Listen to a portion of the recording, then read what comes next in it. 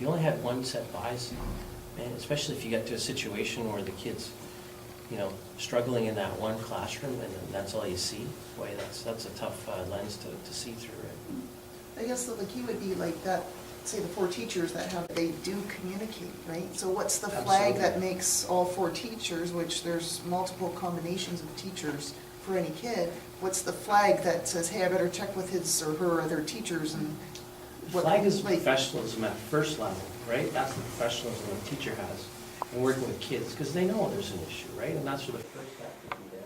There's a number of steps. We try to create as many, you know, all those tier 1 interventions. Those tier 1 interventions, you do that for every kid, right?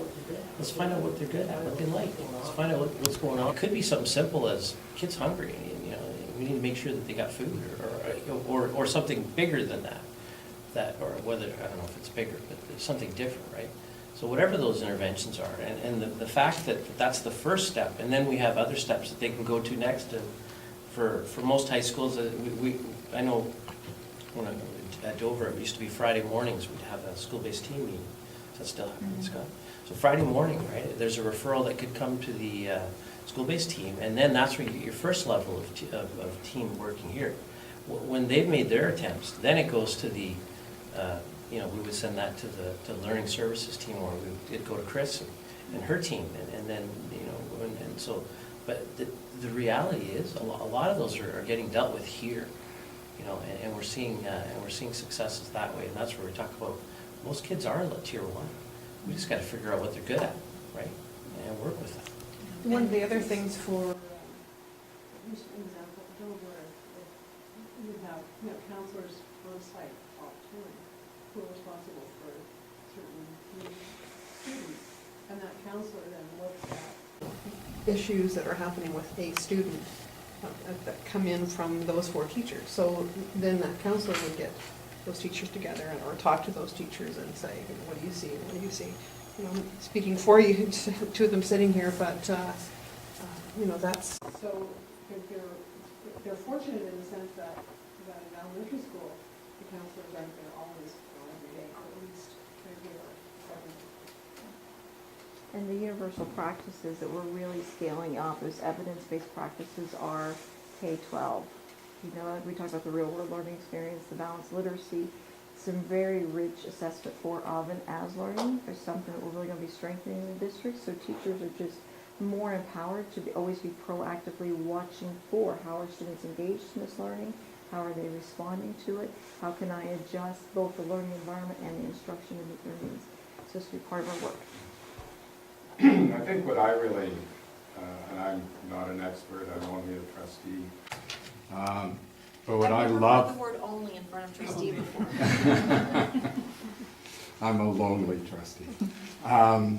What I love about this is you can have a school with 20 good teachers, but what we're setting up is 20 good teachers sharing their ideas, and we get 20 great teachers coming out of that, where it's just encouraging talking to one another instead of traditionally when I went to school, and I think in this district until recently, teachers have been in isolation in their classroom, and that's not going to be happening anymore, and they're invited to open their door, and as long as 1 or 2 or 3 teachers in a school open their doors, doors are going to start to open. I am so excited about what's going on with this whole district.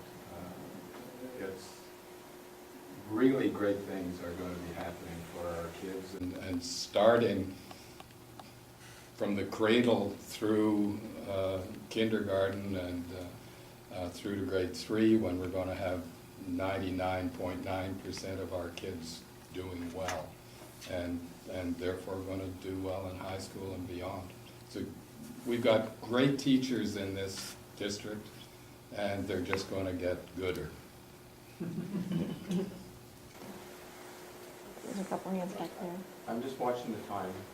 We're almost at 8:30, and I come up, so probably going to the 3rd period. I promised that we'd get out of here for that 3rd period. So I just want to suggest maybe just 1 or 2 more questions, and then we'll wrap up. And I know Bob's an invite to tour the classroom on this level. So if anybody wants to do that at 8:30, but if we could try and wrap up for 8:30. What's the parent role in this? I think presently and historically, they're used to having to really push to get assistance for their kids and their tools, you have to wait, and really having to advocate, especially if their kids don't have a designation. And where do parents fit into the different tiers? Or what is their role there? They should be engaged in absolutely every tier, and I always say this because I'm a parent first. So tier 1, you can say is connected is what's happening in your schools, in your classroom, and those communications.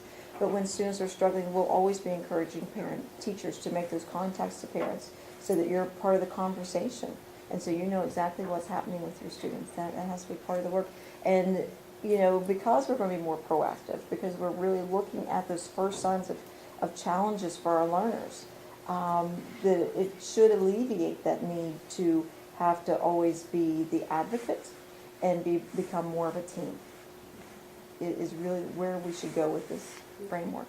And as it moves to tier 2 and tier 3, when those contacts are made with the student, is there a communication system with the parents so that they are aware of what's happening every step of the way, or is that something that is just happening in the school, and if you're lucky, your kid, I know that you would be aware that your child is needing and getting extra assistance or whatever, but is there a communication with families so that they are aware of everything that's going on and how you... And certainly teachers should, go ahead. It's right in the paperwork too, whenever those referrals go through that you can't make it through without the parent contact, so that's part of the process, for sure. But you know that teachers are usually the parents the first one to hear from the teacher, and then, Usually, yeah, that's going to continue, for sure. Thank you. Okay, we address everybody's questions? So we got out 5 minutes early. Oh, I'm not done yet, though. Oh. I have a 4-minute speech to do. Okay. I wonder if everybody would join me in thanking Darlene and Dave for the presentation.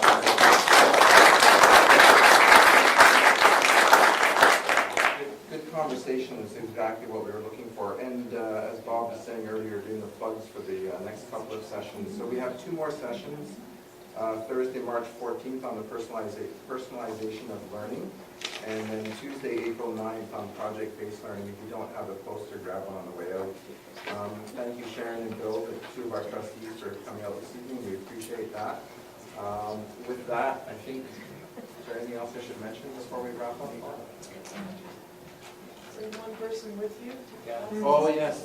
It seemed to work because we have more people here tonight than we did last time. So yes, we invite you to come to the next 2 sessions. The price of admission is to bring a friend next time. That doesn't count the spouse and other friends, so just add somebody else to the group and come along. And I guess a tour now for you. Yeah, well, we'd really like to see this entire space filled for the next session. And our 4th session, we're hoping to host down in our 21st Century Learning Center, which is building. It's building. That'll be awesome. Okay, so I'll leave this one. Sure. The materials for the first workshop, I didn't see it on the website still. It's coming. And, when you can't get something done well as a teacher, the best thing you can do is actually hand it over to a student. And that's why we have Albert videotaping, because he is the expert, and he will in fact be creating a bang-up video of this and future sessions as well. He's also going to take some of my really bad video footage from the last thing that didn't work that well, and our presentations and combine those, and we will be giving those over to our website. Super, So thank you. give us some time on that. Thanks, Albert. Okay, thank you. Good night, everyone. Good.